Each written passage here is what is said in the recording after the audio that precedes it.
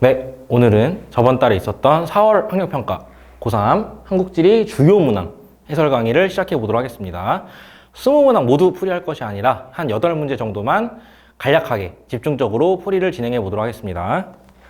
자, 8번 도시 내부 구조 문제인데, 자, 지역의 지도에 표시된 서울시 세 구의 특성을 나타낸 것이다. 가다에 대한 설명으로 옳은 것은, 그러면 우리가 보통은 이렇게 도시 내부 구조 문제를 따져보면은 어떻게 나오냐면은 첫 번째 주변 지역이 출제가 되죠. 주변 지역. 그 다음에 도심,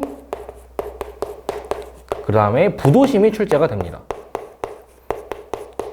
자, 주변 지역 같은 경우에는 어떤 기능이 발달했냐 따져봤을 때, 그죠? 업무 기능보다는 주거 기능이 발달했다고 할 수가 있겠죠. 그 다음에 도심 같은 경우에는 살고 있는 상주 인구수는 많지 않지만 사람들이 출근 시간에 통근 통학으로 많이 들어오는 양상을 보이죠. 그렇기 때문에 업무 기능이 상당히 발달했다. 그러면 부도심 같은 경우에는 이제 도심이랑 어느 정도는 비슷한 모습을 보이는데, 부도심이라는 거는 어느 정도는 도심의 기능을 분담한다. 그래서 업무 기능도 있지만 뭐도 있냐? 사람도 어느 정도 산다. 아파트들도 많아요. 그래서 업무 기능도 있고 주거 기능도 같이 가지고 있다. 역시나 이 세 지역이 이 셋 중에 하나라는 걸 추론을 해볼 수가 있겠죠. 그러면 나 혼자 봤을 때 여기가 중구가 되고요. 그 다음에 서울 외곽에 강서구가 되고 여기가 강남구가 됩니다.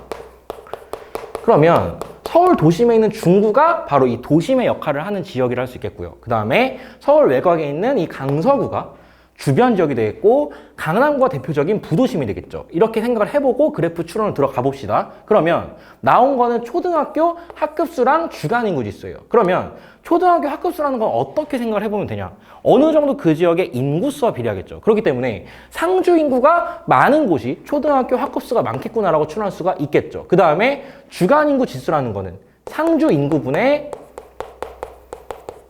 주간인구 곱하기 100이잖아. 그럼 주간인구 지수가 높으려면 뭐가 많아야 돼? 주간인구가 많아야 되겠죠. 상주 인구보다. 그렇기 때문에 주간인구 지수가 높은 곳은 도심이겠고, 초등학교 학급수가 많은 곳은 주변이겠구나. 따라서 자, 가나 다 중에 압도적으로 주간 인구 지수가 높은 곳이 어디입니까? 가가 되겠죠. 그래서 따라서 가가 뭐가 된다? 중구가 된다. 역시나 그렇고 초등학교 학급수는 가장 적은 모습을 보이죠. 왜? 상주 인구가 가장 적으니까. 그 다음에 남은 거는 강서구랑 중구인데, 자, 초등학교 학급수로 비교를 할 수도 있겠고 주간 인구 지수로 비교를 할 수도 있겠는데, 여기서 특징적인 거는 주간 인구 지수죠. 왜? 봤을 때, 자, 나 같은 경우에는 주간 인구 지수가 얼마야? 200이야. 200이란 얘기는 뭐야? 상주 인구보다 주간 인구가 2배가 많다는 얘기죠. 근데 다 같은 경우에는 상주 인구가 몇이 안 돼? 100이 안 되죠. 100이 안 되는 얘기는, 자, 주간 인구가 상주 인구보다 적다. 그 얘기인 즉슨, 그죠? 사는 인구보다 통근 통학으로 들어오는 사람이 더 적다라는 거야. 그렇기 때문에 다가 뭐가 된다? 주변 지역인 강서구가 된다. 그 다음에 나머지 나가 강남구가 된다. 이렇게 추론할 수가 있겠죠. 선지로 넘어가 보면 중구는 강남구보다 시가지의 형성 시기가 이르다 했는데, 이건 많이 나온 선지예요. 시가지의 형성 시기는 아무래도 이 사대문 안쪽인 중구가 가장 이르다고 할 수 있겠죠. 그리고 제가 일부 강의에서 이제 설명을 할 때 강남구를 뭐라고 설명을 하냐면 부도심이 아니라 신도심이라고 설명을 합니다. 신도심이고 중구는 구도심이라고 설명을 해요. 이게 무슨 얘기냐? 가장 먼저 서울에서 형성된 도심은 바로 이 중구와 종로구 일대고, 70년대, 80년대 이후에 개발이 되고 형성이 된 곳은 바로 이 강남구다. 그래서 강남구는 신도심이다 이렇게 가르쳐요. 역시나 지금 이 선지에서도 중구와 강남구를 비교하고 있는데, 역시나 시가지 형성 시기는 어디가 가장 이르다? 구도심인 중구가 가장 이르다고 할 수 있어요. 그래서 수도권 사시는 학생들은 실제로 중구를 한번 가보고 그 광화문 일대를 한번 가보고 강남역 일대를 가보면 강남역 일대가 훨씬 더 세련되고 새 건물이 많아요. 그래서 바로 경험적으로 체험할 수가 있습니다. 그 다음 2번 선지. 중구는 강서구보다 인구 공동화 현상. 인구 공동화라는 건 뭐야? 전형적으로 도심 지역에서 나타나는 현상이죠. 왜? 도심 지역은 상주 인구가 적어. 근데 낮에만 사람들이 일하러 들어왔다가 다시 기어 나가잖아. 지 집으로. 그러니까 인구 공동화 현상은 어디서 뚜렷한 거야? 어디 강서구가 뚜렷해? 중구가 뚜렷해? 중구가 뚜렷하겠죠. 따라서 2번도 틀린 설명이고 이제 정답은 1번이 되겠죠. 그다음 3번. 강남구는 강서구보다 상업용지의 평균 지가. 지가라는 건 뭐야? 땅값이잖아. 그지? 어디가 땅값이 제일 높겠니? 그지? 강남구가 훨씬 더 높겠죠. 그 다음 4번. 강서구는 중구보다 생산자, 서비스업, 사업체 수가 많다 했는데 우리가 서비스업이라는 건 크게 두 가지로 나뉘죠. 생산자 서비스업이 있고 소비자 서비스업이 있습니다. 자, 소비자 서비스업이라는 건 뭐야? 사람들이 많은 곳에 입지를 하겠지. 그러니까 인구에 비례해. 근데 이런 생산자 서비스업은 뭐에 비례할까? 인구에 비례할까? 아니죠. 기업들이 많은 곳에 입지를 하겠죠. 왜? 생산자 서비스업이라는 건 누구를 상대로 서비스를 제공하는 거야? 그치? 기업들을 상대로 서비스를 제공하는 거잖아. 그렇기 때문에 생산자 서비스업 사업체 수는 강서구 이런 곳보다는 중구 내지는 강남구에 많이 입지를 하겠죠. 그래서 자, 4번 틀린 말이고 상주 인구는 어디가 가장 많아? 중구가 아니라 강서구가 제일 많겠지, 그지? 그리고 어디가 가장 적을까? 구도심인 중구가 가장 적겠네요. 그래서 순위를 매겨보면은 강서구가 가장 많고 그 다음이 그죠? 아, 근데 이게 여러분들이 좀 생각을 해야 될 게 강남구 같은 경우에는 자 도심 지역이긴 하지만 무슨 기능도 있어. 강남역 주변은 상당히 그런 오피스들이 많은데 대치동이라든지 개포동 쪽으로 넘어가게 되면 아파트들이 많아요. 그래서 사실 강남구가 인구가 거의 60만 가까이 되거든. 그래서 웬만한 주변 지역보다도 상주 인구가 많습니다. 그렇기 때문에 뭐 어떻게 따져보면 되냐면 다가 제일 많다가 아니라 가가 제일 많은 게 아니구나 라고 넘어가시면 될 것 같아요. 그래서 실제적인 수치를 따져보게 되면은 강서구보다 강남구가 상주 인구가 많긴 합니다. 그래서 이건 그냥 참고적으로 알아두시면 될 것 같아요. 그래서 정답은 1번으로 넘어가겠습니다. 그 다음 문제, 제조업 문제인데 뭐 전형적으로 출제가 됐고 그 다음에 특징적인 것은 이제 지역별, 그러니까 시군별로 출제가 된 모습을 보실 수가 있어요. 그래서 영호남권 위주로 출제가 됐는데 한번 봅시다. 자, 지도에 표시된 세 지역의 업종별 출하액 비율이다. 출하액 비율. 그러니까 각 지역 내에서 어떤 제조업이 많이 차지하고 있는지 그런 것들을 물어보고 있는 문제예요. 그러면 자, 어느 지역 나눠 봅시다. 전라남도에 여수가 나왔고요. 그 다음에 경남 거제도, 그 다음에 울산이 나와 있네요. 전형적인 지역인데 따져봅시다. 여수 같은 경우에는 전국적인 굉장히 그 규모가 큰 석유화학 단지가 입지해 있죠. 그래서 정유화, 석유화학 공업이 입지해 있다. 그 다음에 거제도 같은 경우에는 뭐가 유명해? 우리나라 조선 산업의 메카라고도 할 수 있겠죠. 그래서 거제도는 조선 산업이 발달해. 울산은 정말 우리나라 중화학공업의 메카죠. 웬만한 중화학공업들이 다 입지해 있어요. 그래서 뭐가 있냐? 자석 쪽, 자동차, 석유화학, 석유화학에서는 뭐도 있어? 정유도 있겠지? 정유, 조선. 정말 다 있죠. 자, 그러면 이거를 가지고 바로 들어가 봅시다. 가 같은 경우에는 화학 물질 및 화학 제품, 이게 바로 석유화학 공업이 되어 있고요. 코크스 연탄 및 석유정 제품, 이게 바로 정유가 됩니다. 따라서 가가 뭐가 된다? 여수가 되겠죠.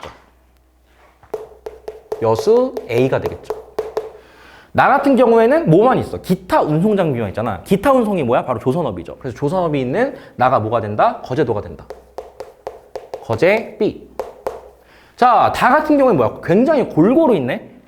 자, 따져보면은 코크스 연탄, 정유도 있고요. 자동차도 있고 석유화학, 1차 금속, 기타 운송 다 있네. 내가 지금 따져본 거 다 있잖아. 그지? 그래. 따라서 다가 뭐가 된다? 울산이 된다. C. 정답은 1번으로 골라줄 수가 있겠네요.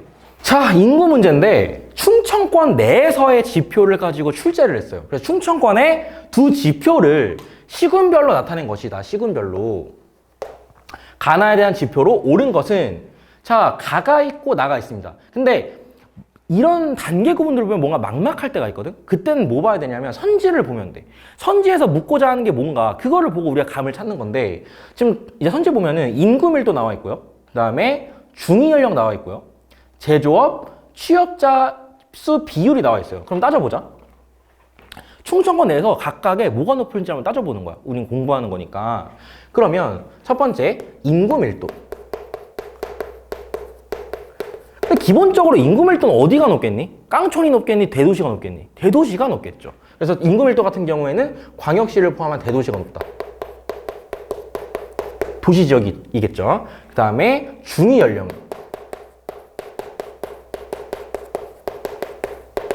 그러니까 중위 연령은 평균적인 그 에버리지로 따졌을 때 연령이 높다라는 거잖아. 그러면 대도시가 높아? 깡촌이 높아? 깡촌에 할머니, 할아버지들 많겠지. 중위 연령은 어디? 깡촌. 군 지역이죠, 군 지역. 그러면 제조업 취업자 수 비율은? 당연히 뭐가 발달한 곳이야? 제조업 취업자 수 비율이 높은 거는. 당연히 공업 지역이겠죠? 그러면 충청권 내에서 유명한 공업 지역이 어디야? 서단 하천이지? 서산, 당진, 아산, 천안이 지역 내 제조업 취업자 수 비율이 높겠다. 그럼 따지고 들어가 보자. 일단 가 같은 경우에는 우리가 아는 지역이 높아, 모르는 지역이 높아? 모르는 지역이 높아. 우리가 모르는 지역은 무조건 뭐야? 무조건 객강촌이야. 우리가 객강촌을 배우진 않아. 유명하고 있는 네임드 도시만 배우지 우리가 모르는 지역은 무조건 객강촌이라 생각하시면 돼. 그러면 가 같은 경우는 우리가 모르는 객강촌이 굉장히 비율이 높아. 그럼 뭐겠니? 인구 밀도겠니? 제조업 취업자 수 비율이겠니? 중위 연령이겠니? 중위 연령이겠죠. 그래서 정답은 바로 3번 아니면 4번으로 지워집니다. 그 다음에 나로 넘어가 보면 얘는 지금 어디서 높냐? 바로 나왔어. 서, 당, 아, 천이 높아 안 높아? 높지. 바로 뭐가 돼? 제조업 취업자 수 비율이 되겠죠. 그래서 정답 몇 번? 4번이 된다. 참고적으로 청주도 높은데 우리가 이제 작년 수능 같은 경우에 청주가 나와가지고 많은 학생들이 엿을 먹었죠. 뭐냐? 청주 같은 경우에는 무슨 제조업이 있냐면 전자 제조업이 있어요. 굳이 따지면 삼성전자 공장이 위치해 있는데 청주 같은 경우에는 역시나 그 아산 천안과 더불어서 뭐가 발달한 도시다? 전자 제조업이 발달한 도시라는 거 알아두시면 되겠습니다. 왜? 작년 수능에 나왔으니까. 넘어가죠. 기후 문제인데 새 지역이니까 쉬워요. 네, 그래서 지도에 표시된 새 지역의 기후 자료이고 지역에 대한 설명으로 옳은 것은 나온 적 봅시다. 서울과 동의도에 있다. 그럼 여기가 홍천이 되겠죠. 살짝 북쪽에 있으면 춘천입니다. 물론 비슷하지만 홍천, 그 다음에 서울과 동의도 동해안에 있는 강릉이 되고요. 그 다음에 대구 정북쪽에 있죠. 얘가 바로 뭐가 된다? 안동이 되겠죠. 안동 내지는 의성, 그죠? 제가 봤을 때 안동은 아니고 한 의성 정도가 되겠네요. 그러면 자, 나온 지역 세 군데 따져보면은 자, 첫 번째가 홍천이 되고요. 그 다음에 강릉이 되고요. 그 다음에 의성이 됩니다. 이렇게 세 군데가 나와 있는데 각각의 기후적인 특성을 따져보게 되면은 홍천 같은 경우는 어떻습니까? 남한에서 연교차가 가장 커. 남한에서 연교차가 가장 커. 이건 좀 알아놔야 돼. 몇 도냐면 연교차가 30도야. 자, 우리나라에서 연교차 가장 작은 지역은 가장 남쪽에 있는 서귀포가 되겠죠. 여기가 연교차가 20도야. 그 다음에 여기 나오진 않았지만 북한의 중강진이라는 곳이 바로 연교차가 40도거든? 그럼 그 20도와 40도 중간이 몇 도야? 30도잖아. 바로 거기가 어디다? 이 홍천이 됩니다. 그래서 남한 내에서 연교차가 가장 작은 곳은 홍천이고 30도가 된다. 이렇게 알아두시면 될 것 같아요. 더불어서 한강 유역에 위치해 있기 때문에 뭐가 높아? 한강 유역이란 말 나오면 바로 못 따져봐야 돼. 여름 강수 집중률 나와야죠. 그래서 여강집이 몇 프로다? 한 60% 된다. 그죠? 그 다음에 강릉 같은 경우에는 뭐 어디에 있어? 동해안에 있으니까 동해안 같은 경우에는 겨울철 북동기류 영향으로 겨울 강수 집중률이 상대적으로 높아 안 높아? 높겠지. 겨강집이 높다 상대적으로. 그죠? 그 다음에 연강수량이 한 1400mm 정도 된다. 홍천으로 따져보게 되면 연강수량은 1500 정도 되겠죠? 그 다음 의성은 경북 내륙에 위치해 있잖아. 그래서 여기는 의성인 게 중요한 게 아니라 의성이 나오든 대구광역시가 나오든 안동이 나오든 세 군데의 공통점은 뭐야? 경북 내륙에 위치했다는 거잖아. 그지? 경북 내륙.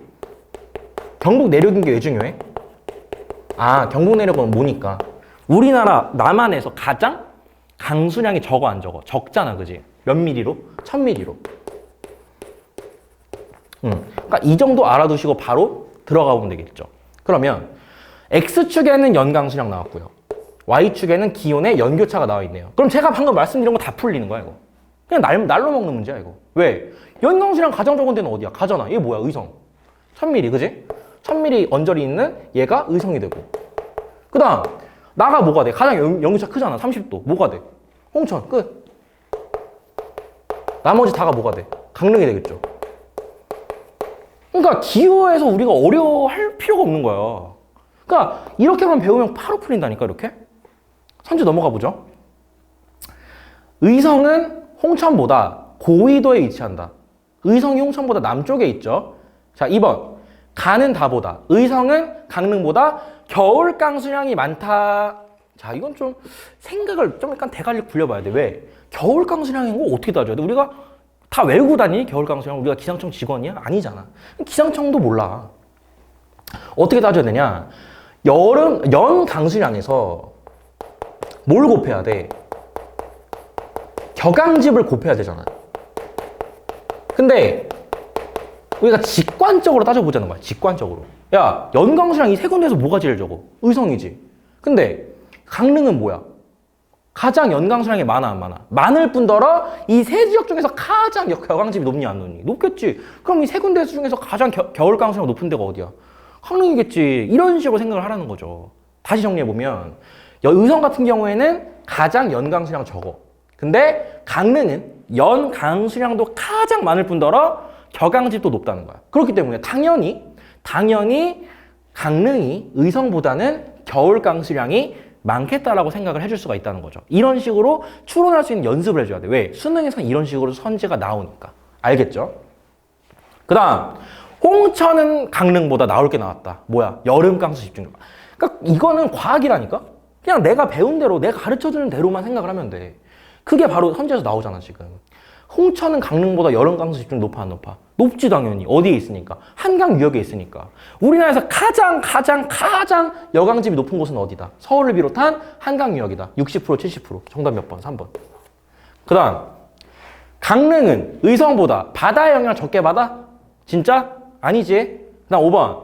강릉은 홍천보다 최하늘 평균 기온이 낮다 했는데, 자, 둘 다 위도는 비슷해, 안 비슷해? 비슷하지. 근데 홍천은 내륙에 있잖아. 그러니까 당연히 어디가 더 추워? 홍천이 더 추워. 그래서 우리가 이제 홍천을 이제 지나가거든. 강릉 갈 때 서울 양양고속도로 타면 지나가는데 갑자기 서울에서 홍천 가면 기온이 한 3도가 떨어져. 근데 이제 대관령을 넘잖아. 대관령터를 넘으면 갑자기 또 기온이 올라가. 그런 모습을 볼 수가 있습니다. 그래서 정답은 아무튼 3번이 된다. 풀어봤고요. 야, 그 다음 뭐냐? 하천 유역의 용도별 물자원 이용량. 그러니까 이거는 어려워서 내가 이 문제를 픽한 게 아니라 좀 그냥 오랜만에 봐서 조금 고3 학생들은 생소했을 수도 있겠다. 그런 생각이 들어가 출제를 했고요. 옛날에 EBS 수능 완성이나 이런 데서 많이 나왔던 문제야. 내가 봤을 때 출제자가 좀 베낀 것 같아, 이거. 이런 옛날 거. 용도별 물자원 이용량.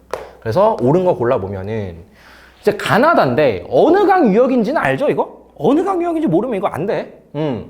그래서 세 강이 나와 있는데, 자, 여기는 무슨 강 유역이야? 여기는 낙동강 유역이겠죠, 낙동강. 그 다음에, 그죠? 충청권에서 형성되어 있는 강이 금강 유역이고요. 그 다음에 가장 우리나라에서 강 유역이 넓은 곳이 어디다? 한강 유역이다. 그러면 한강, 금강, 낙동강의 용도별 물자원 이용량을 한번 따져봅시다. 그러면 야, 가 같은 경우에는 농업용수가 가장 높은 비율을 차지하고 있네? 뭔 얘기야, 이거?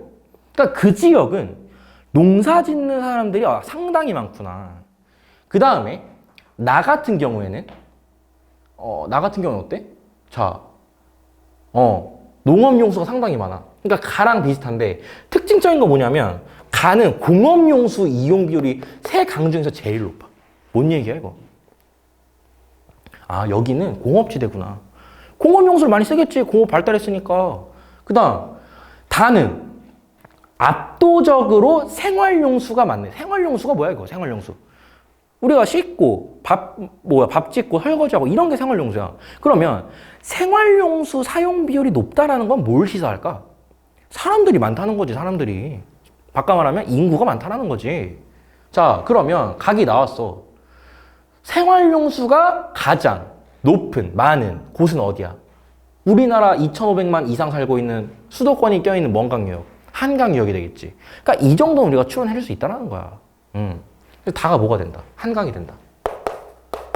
그러면 남은 거는 금강과 낙동강인데 어떻게 생각해야 될까?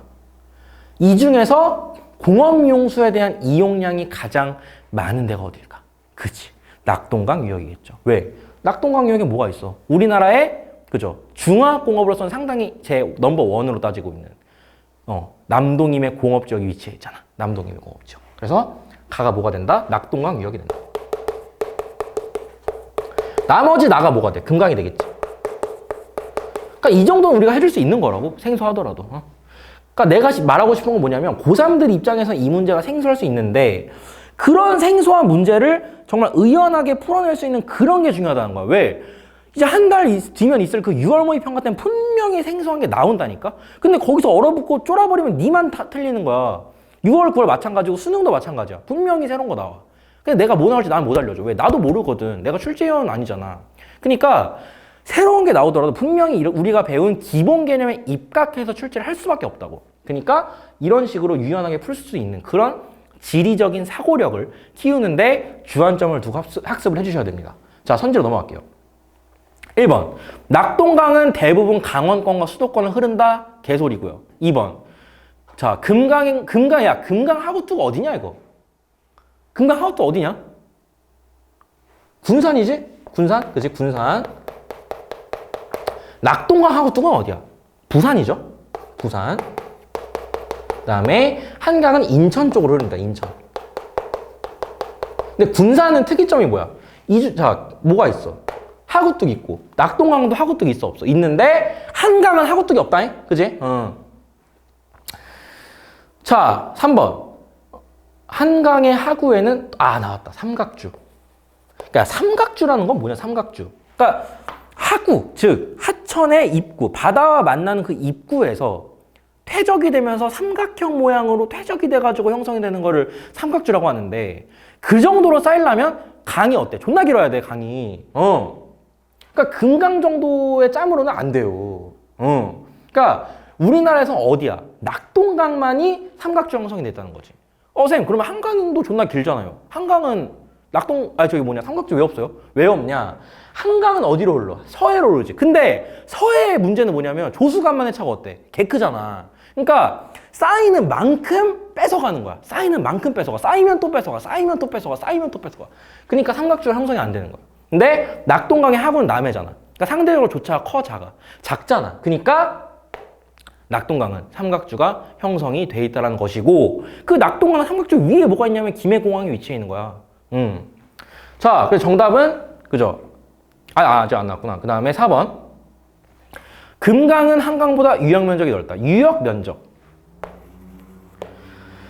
그러니까 우리가 한강이 있고 그 한강으로 흘러든 여러 가지 지류 하천들 있잖아. 그런 것들을 모두 합한 게 유역 면적인데 우리나라에서 가장 유역 면적이 넓은 곳은 한강이라는 거 잊지 마시고요. 길이로 따지면 유로로 따지면 낙동강이 가장 길어. 그래서 유역 면적은 한강이 가장 길고요. 그 다음에 유로라는 건 단위가 뭐가 돼? 킬로미터가 되겠지? 그 다음에 유역 면적은 뭐가 될까? 킬로미터 제곱키로 내지는 헥타르가 되겠죠. 그래서 유로는 아무튼 뭐가 길다? 낙동강이 길다. 자, 그 다음 5번. 낙동강과 금강의 하구에는 모두 나왔지. 하구도. 그러니까 내 예상을 벗어나질 않아, 문제가. 내 예상을 벗어나질 않아. 그냥 나오는 거야. 야, 낙동강, 금강에 하구뚝 있어 없어? 있지? 더불어서 여기 나오진 않았지만 모두 있니? 영산강에도 있죠. 영산강 하구 어디 있어? 목포에 있다니? 알아나? 그 다음에 한강에 하구뚝 없다. 그리고 한강에 삼각주가 없는 이유 다 설명드렸습니다. 넘어갈게요. 자, 대도시권 문제고 우리 또 수도권 나왔는데 뻔해. 그냥 나올 수 있는 게 뻔해. 나오는 지역도 뻔하고 근데 조금 특이하긴 해요. 이 문제는 뭐냐면 기간별 아파트 건축 호수를 나타낸다. 기간별 아파트 건축 호수를 나타냈고, 이거에 대한 설명으로 옳은 것은 했는데, 지역별로 따지고 들어가 보죠. 자, 첫 번째, 가장 북쪽에 어디 있어? 서울과 붙어 있는 고양시가 나왔네요. 고양. 자, 야, 여기는 진짜, 야, 내가 봤을 때는 맨날 나와. 그러니까 이거 틀리면 진짜 많이 반성하셔야 됩니다. 수능 공부하는 학생들. 화성시가 되겠죠. 여기도 지금 화성인데. 그 다음에 여기는 어디야? 깡촌라인이지, 깡촌라인. 그죠? 여기 여주가 되겠죠? 그러면 각각의 지역 특성을 따져봅시다. 고양 같은 경우에는 뭐야? 90년대에 지어진 일기 신도시인 일산 신도시가 위치해 있죠. 일산, 일기 신도시. 그러니까 본격적으로 언제 개발이 된 거야? 90년대에 개발이 된 지역이죠. 90년대.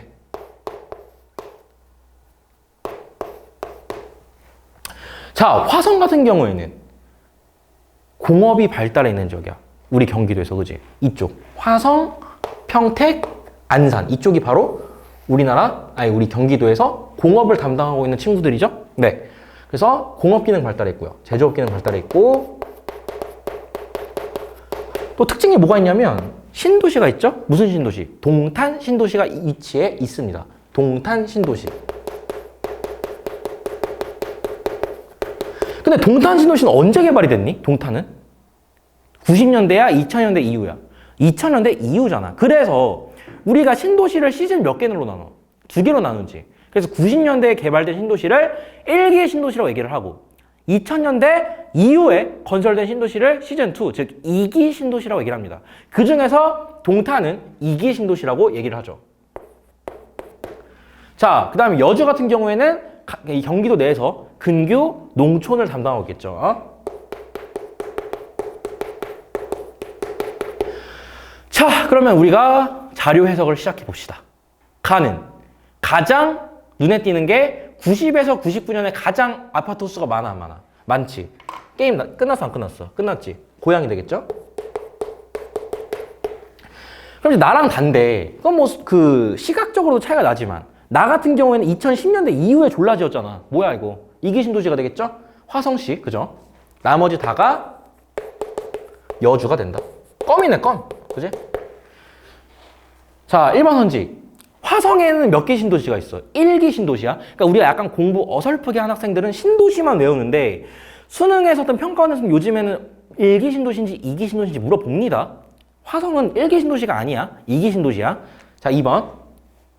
고양은 화성보다 제조업 종사자 비율. 고양시 같은 경우에는 뭐야? 아파트밖에 없어. 거기 다 뭐에 종사해? 서비스업에 종사하겠지, 그지? 제조업 안 발달했으니까. 근데 화성 같은 경우에는 뭐가 발달했어? 제조업 발달했잖아, 그지? 삼성전자도 있고 각종 제조업 회사들이 입지에 있고 공장들이 많습니다. 그래서 화성시는 제조업 종사율이 높겠고. 3번. 고양은 여주보다, 자, 서울로의 통근통학 비율, 서울로의 통근통학 인구 비율이 높다. 야, 지리적으로 보더라도 지금 서울이랑 딱 붙어 있는 게 어디야 이거? 고양이잖아. 그러니까 고향 사람들은 어디에 혈안이 돼 있어? 서울, 어떻게 하면 서울 빨리 갈까 이 생각한다니까? 왜? 고향 사람들 다 어디로 출근하니까? 서울로 출근하고 서울로 통근통학 하니까. 근데 야, 여주에서 서울로 아침 새벽 5시에 깨야 돼 임마. 여주에서 서울 가려면. 지하철은 있다. 근데 자주 안 오지. 아무튼 당연히 고양이 여주보다는 서울로 통근통학하는 인구비율이 높아, 안 높아? 높겠지. 정답 몇 번? 3번. 4번.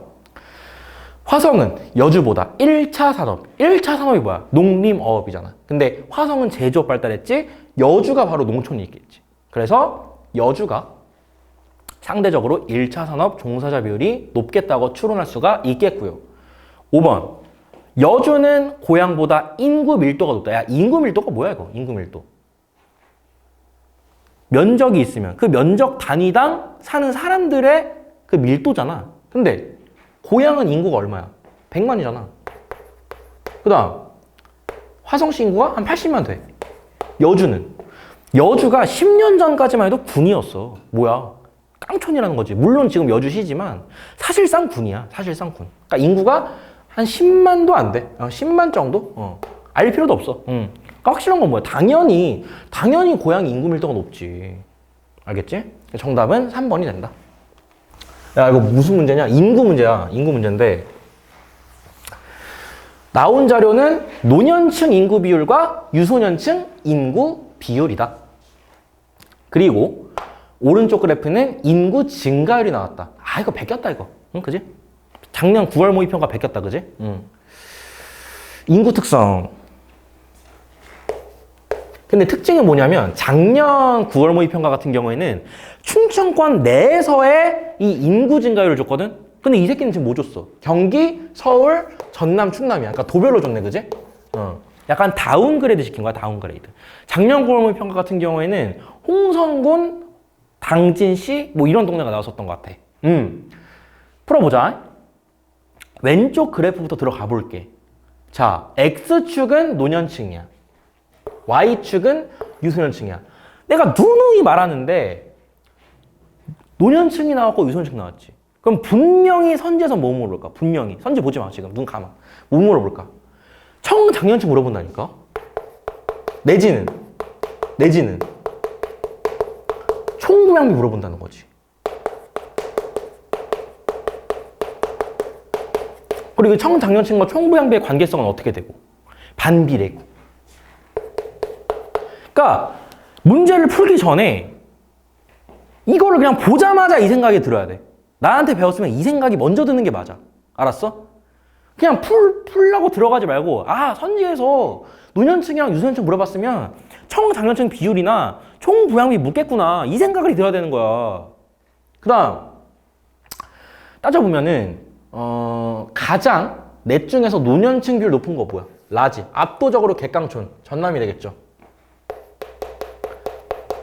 내가 전남을 가보면 할머니밖에 안 보여. 진짜로. 전남 가보면 할머니밖에 없어. 그러니까 지역비 아닙니다. 진짜로 할머니밖에 없어. 진짜로. 내가 작년 초에 그 진짜 깡촌 중에 깡촌인 고흥 이런 동네 가봤는데 그냥 길에 사람도 없고 그냥 한 10분 달리면 할머니 한 명 보이고 무릎 굽은 할머니 보이고 막 허리 굽은 할머니 보이고 그렇다니까. 전남이 되고요. 그 다음 가장 총인구가 많은 게 어디야? 가잖아. 가가 뭐가 돼? 인구 1200만 급인 경기도가 됩니다. 그럼 남은 거는 충남과 서울인데 상대적으로 더 인구 많은 게 어디야? 서울이잖아, 그지? 서울, 나가 서울이 되고 다가 충남이 된다. 근데 좀 우리가 아쉽죠, 이 문제는 좀. 뭐가 아쉽냐면은 가나다라만 줬어. 뭐야 이거? 아쉽지. 나였으면은 이거 ABC도 줬다 이거. 나였으면. 그러니까 이걸로도 충분히 우리가 풀어줄 수가 있고 그래야만 돼. 그러니까 종합적으로 판단하라고 내신 것 같은데 출제자 선생님께서는 나라면 이렇게 안 내. 나라면 이거 ABC로 내. 애들 다 틀리게. 그러니까 그냥 따져보자고. 경기도가 아무래도 인구 증가율 높아 안 높아? 높지. 왜? 서울에서 지금 교외 현상 막 일어나잖아. 서울 집값 오를 대로 올랐으니까 경기도로 지금 빠져나오잖아. 서울 집 못 사니까. 야, 그 다음 서울은 그만큼 지금 빠져나가고 있지. 마이너스지 서울은. 매년 줄고 있고요. 그 다음 충남 같은 경우도 어때? 지금 나름대로의, 그러니까 교과서적으로 나와 있지는 않지만 나름대로의 교외화 현상이야. 나름대로의. 경기도를 벗어나서 충남까지도 지금 우리가 인구 유입이 되고 있고 그 다음에 나름대로 지금 충남이 90년대 이후에 개발이 많이 되고 있습니다. 그래서 인구 유입이 많아 안 많아? 많다라는 거지. 그 다음에 전남도 이제 인구가 마이너스긴 한데 이게 시사하는 바가 뭐냐면 지금 미미하잖아 마이너스가. 이게 무슨 얘기냐면 그냥 나올 놈은 다 나왔다는 거야. 그러니까 서울 입장에서 서울이나 경기도 입장에서는 전남한테 그냥 빨대 꼽아먹고 다 뽑아먹었어. 이제 그 삑삑 그 소리 날 때 이제 그것 때까지 다 뽑아먹은 거야 그냥. 다 뽑아먹은 거야. 무슨 얘기냐면은 우리가 전남이나 뭐 경상도 지역 같은 경우에서 거기를 떠나서 우리가 수도권으로 넘어오잖아. 이촌양도. 그게 언제니? 70년대야. 벌써 40년 전이라고. 40, 50년 전. 그러니까 그때 엄청 넘어온 거지. 지금은 이제 넘어올 사람도 없어. 왜? 다 할머니 할아버지들이거든. 그걸 시사하는 거죠. 선지 봅시다. 야, 가가 서울이고 다가 전남이니? 아니죠.